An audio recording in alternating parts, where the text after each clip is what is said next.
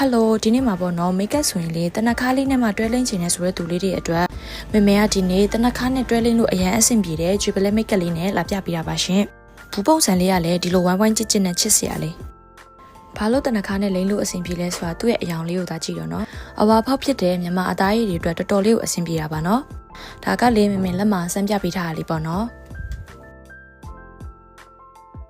ဒါလေးကတော့လိမ့်မီလက်နဲ့မလိမ့်ရသေးတဲ့လက်လေးပေါ့နော်သူ့ကြိုက်တဲ့အချက်လေးကတော့အဝါဖောက်လေးလည်းဖြစ်တယ်ပြီးတော့လိမ့်မီသွားရင်လေစီကက်ကက်ကြီးမဟုတ်ပဲနဲ့ဖုံဖုံညံ့ညံ့လေးဖြစ်သွားတာလက်မှာဆန်းပြထားတာလေးဆိုရင်တိတာရယ်နော်သူကဖြူပြီးပြသွားတာမျိုးမဟုတ်ပဲနဲ့တဘာဝဆန်ဆန်လေးဝင်းသွားတာမျိုးကဲအဲ့တော့မိတ်ကပ်လိမ့်မဆိုရင်လေတဘာဝဆန်ဆန်ဝင်းဝင်းညံ့ညံ့လေးမှကြိုက်တယ်တနခါနဲ့တွဲလင်းလို့အဆင်ပြေတာမျိုးလေးပဲကြိုက်တယ်ပြီးတော့ကိုကအစီပြန်တက်တဲ့သူမျိုးဆိုရင်တော့ဒီ Jubilee make up လေးကိုယူဖို့မမေကတော့ recommend ပေးပါတယ်ရှင်ဈေးလေးက1000ကျော်ဝန်းကျင်အောင်မှာပါတဲ့ပမာဏကလည်းမနှဲတာမို့လို့တယောက်တည်းသုံးမယ် daily သုံးမယ်ဆိုရင်လည်းတော်တော်လေးကိုအသုံးခံပါတယ်နော်